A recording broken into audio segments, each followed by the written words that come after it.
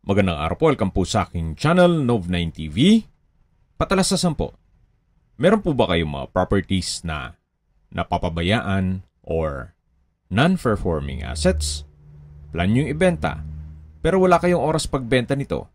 Kung ito'y pagkakatiwala nyo po sa amin, tawag lang po kayo sa aking numero, usap po tayo, gawan ko po ng video for free.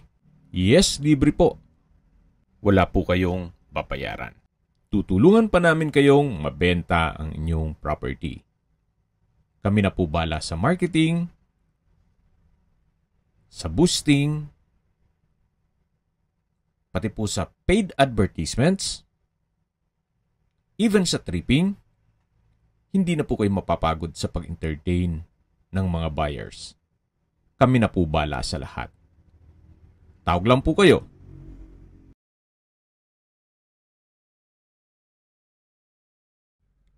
Nandito po tayo ngayon sa Lipa, Batangas kung saan meron po tayong bagong video presentation.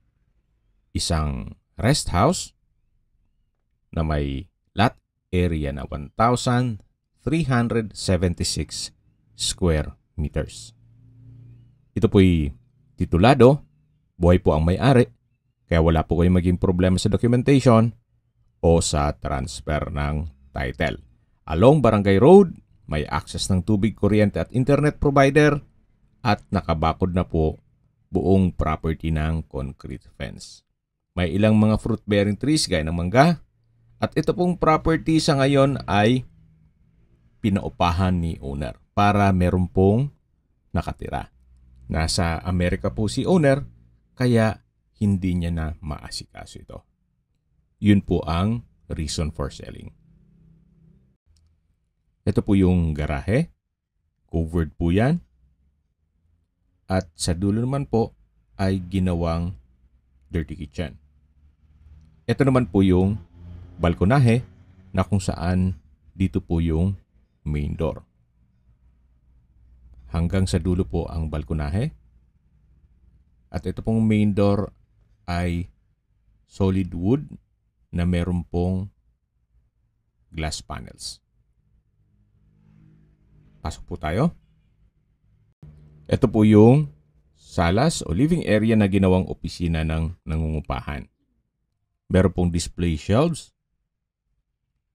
At dito naman po yung dining at formal kitchen.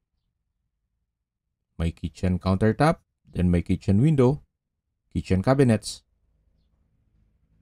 At dito naman po yung mga kwarto. Check po natin itong unang kwarto. Sa spasyo, malaki naman siya. May security grill, may glass window.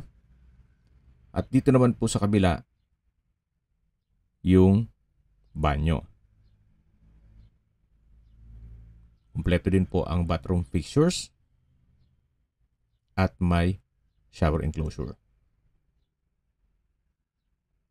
Dito naman po yung master bedroom o second bedroom na kung saan mas malaki po ito. Then meron pong wardrobe at drawer. Naka-wood parquet po ang flooring. Yan po yung mga kwarto. Ito po yung dining at kitchen. At dito naman po yung access door papunta sa garahe. Ito po yung covered car garage na kung saan pinakita ko sa inyo kanina. At dito naman po yung bakanting lote. Napakalawak pa po nito. Hanggang dun sa dulo.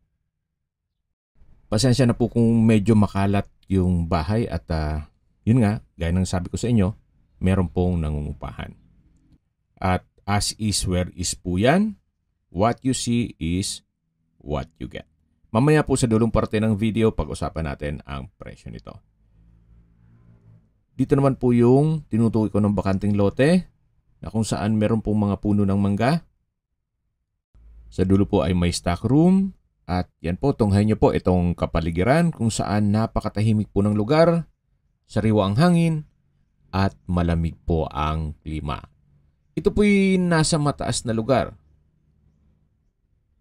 kaya flood-free area. Ang estimated elevation above sea level ay 1,025 feet.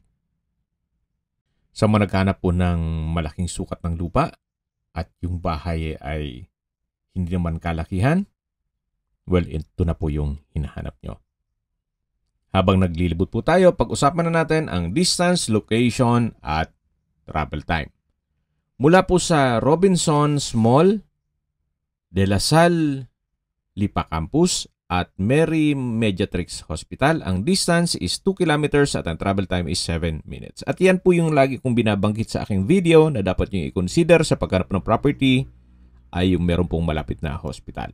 Hindi ko naman po sinasabing sakitin kayo, yan naman po for emergency purpose lang naman. At mula naman po sa Lipa Public Market, ang distance is 2.8 kilometers at ang travel time is 14 minutes.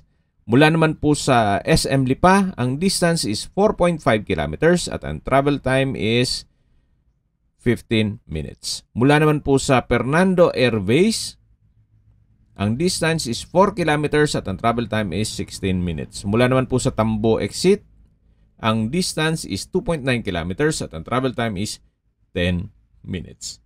Kung manggagaling naman po sa Manila o sa airport, ang distance is 75.4 kilometers at ang travel time is 1 hour and 10 minutes. Kaya kung sakali man po na maaga kayong aalis ng Metro Manila papunta dito sa property, wala pa pong isang oras, nasa Lipa na kayo. Okay, sa presyo na po tayo.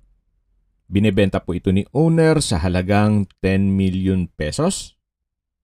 Net, ibig mong sabihin si buyer na po ang sasagot sa lahat ng taxes at expenses with regard to documentation. Para sa akin, fair deal na rin. Gawa ng napakalaki po ng sukat ng lupa. 1,376 square meters.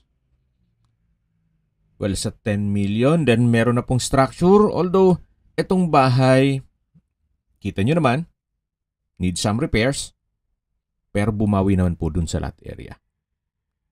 Itong bahay naman, ang kailangang pagawa dito ay retouch ng pintura, then the rest, okay na po.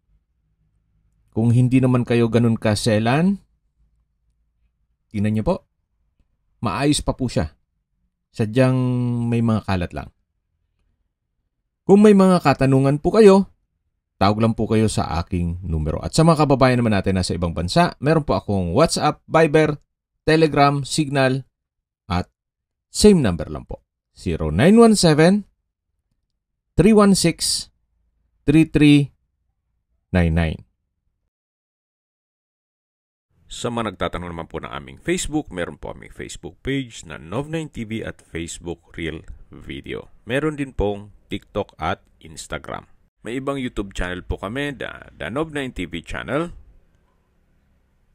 Nov9TV Listings, Nov9TV On The Spot, Nov9TV Updates, at Nov9TV House Rental. Sana po naibigyan nyo ang video presentation. Paki-like and subscribe na lang po sa aking channel para ma-update din po kayo sa aking future listings. Kung sakali po hanap nyo yung mas malaking sukat ng lupa, meron din po kami ibang listings na pwede nyong pagpilian. Huwag po kayong mag-atubiling tumawag sa amin. Then, let us know your budget para malaman namin kung anong property pwede naming ilog sa inyo. Sa lahat pong viewers, subscriber at nagtiwala po sa amin, salamat po sa suporta. Ingat po kayo lagi at yung pamilya. Maraming salamat po.